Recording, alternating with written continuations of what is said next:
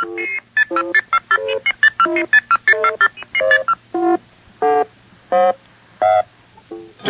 move, just leave your doll out. Here's Monitor.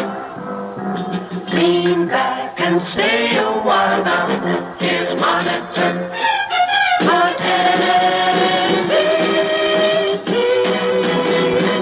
Hi, this is Monitor 68, and I'm Alan Ludden, sitting in for Ed McMahon as your host.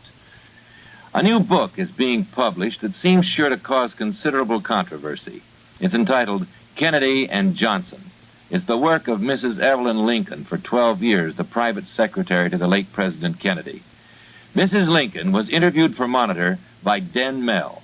Mrs. Lincoln, the book comprises approximately 50,000 words, and I could find no more than a dozen that describe Mr. Johnson in a favorable light. Well, when you describe someone, if they turn out that way, that's the way they are. It was not the purpose of your book to paint a totally unflattering caricature of the president? No, indeed it was not. It's a truthful portrayal of the two men. Why is the book being published during an election year when Mr. Johnson undoubtedly will be seeking re-election? It was not any purpose of mine. I started to write this in October 1966. And as I wrote along, I ended it in 1967, and in the course of events, it just came out in 1968. Was there any attempt to suppress it by anyone? No, indeed there wasn't. Was it your own idea, this book, or did you discuss it with any member of the Kennedy family or the representatives? No, I did not, and the reason I wrote this book was that after I went out to speak on my first book, I used to have them ask me questions about what they would like to know with my relationship with the late president.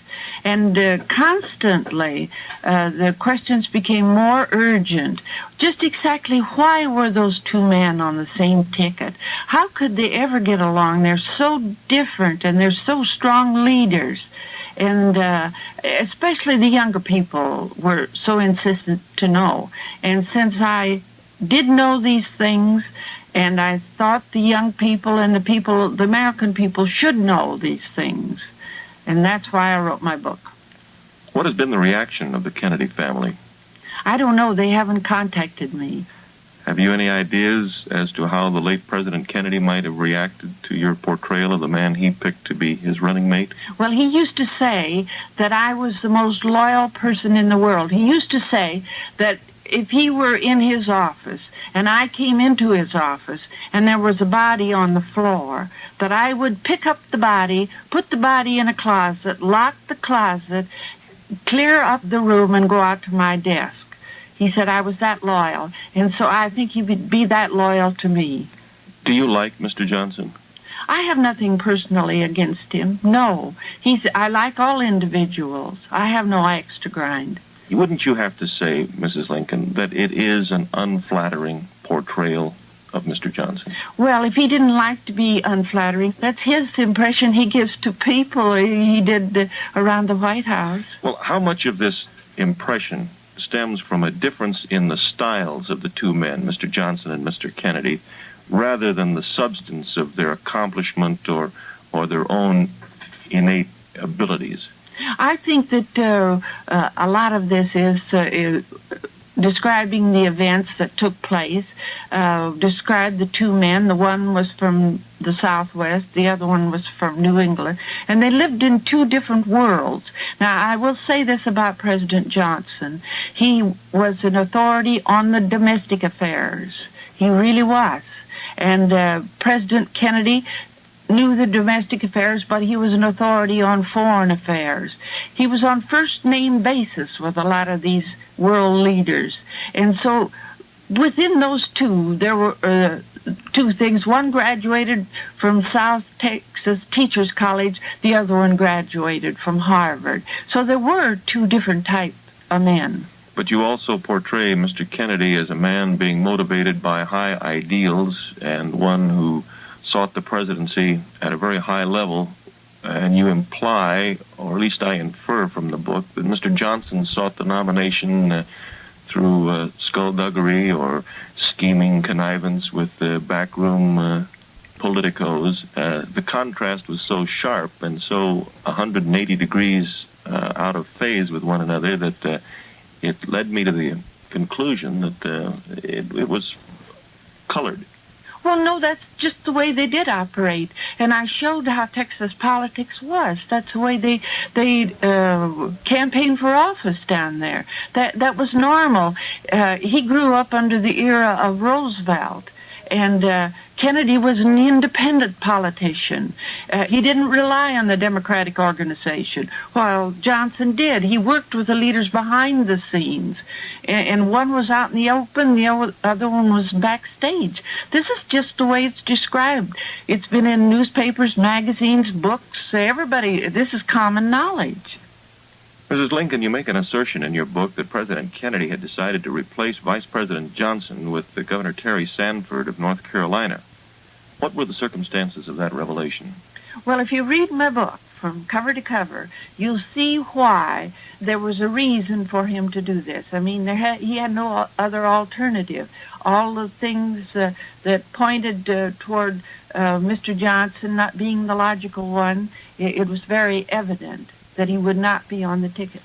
But Senator Robert Kennedy insists that his brother never considered anyone but Mr. Johnson as his running mate in 1964, and Governor Sanford also denied it. How did you become privy to this information? Well, Governor Sanford did not deny it.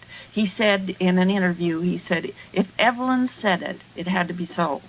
So he didn't But Senator deny. Kennedy... Well, Senator Kennedy, as I said in my prologue, I'm not a politician, and there are many things that I knew that a lot of other people didn't know, and there are a lot of things that other people knew that I didn't know.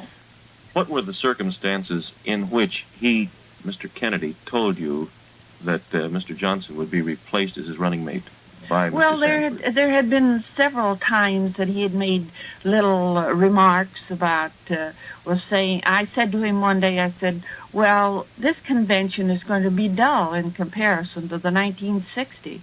Oh, he said, I wouldn't say that. There might be a change in the ticket. So, and there was all kinds of rumors and all kinds of talk around the White House.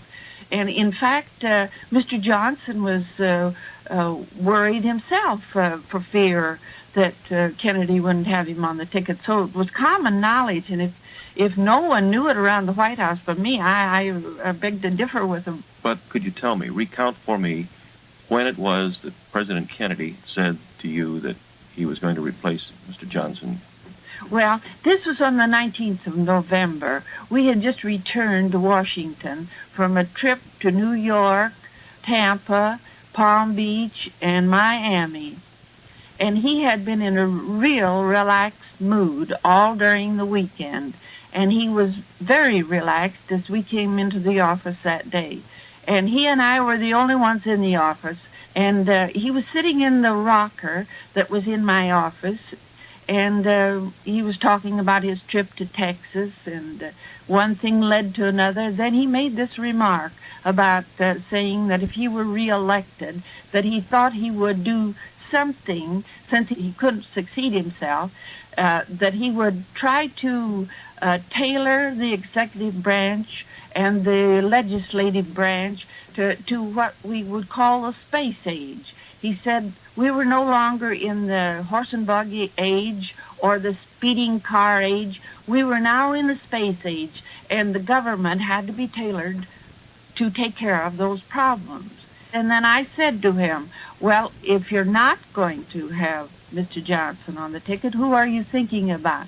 And he said, at the time, I'm thinking about Governor Terry Sanford, but it will not be Lyndon. Mrs. Lincoln, there have been allegations that it wasn't Lyndon Johnson Mr. Kennedy wanted to replace, but you yourself. First in 1958 and the last time in 1961, right after moving into the White House. Well, if he was going to dump Lyndon Johnson, I'm sure he could have dumped his personal secretary. Well, they said he was too soft-hearted. Oh, well, no. Having worked with him for 12 years, the man was not that soft-hearted. Thank you very much, Mrs. Evelyn Lincoln, for discussing with us your new book, Kennedy and Johnson. I enjoyed it very much, and thank you. This is Dean Mell reporting for Monitor. Mrs. Evelyn Lincoln, author of the new book Kennedy and Johnson, talking with reporter Dean Mell of NBC News. Some footnotes to history, a somewhat one-sided view, but a fascinating one. On Monitor 68, your number one information and entertainment center. Just ahead, NBC News on the Hour. I'm your host, Alan Ludden. Don't go away, there's more to come, more to interest everyone. Just stay tuned.